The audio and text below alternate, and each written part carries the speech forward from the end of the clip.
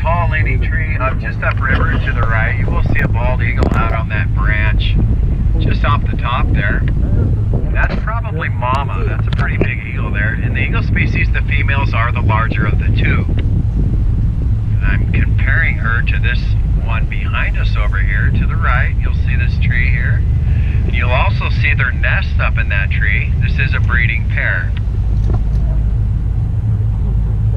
This has been a very productive nest for this river. It produced a baby last season. 2 came out of this nest 3 years ago.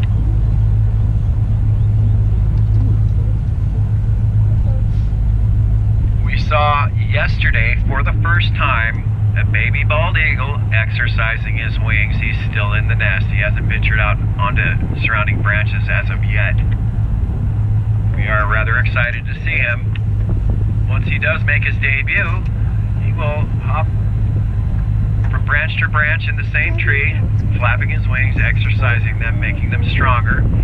Eventually he'll move to surrounding trees and then surrounding areas around here. But he usually stays pretty close to mom and pop. Usually when we see them, we look for Junior as soon as he gets out and about.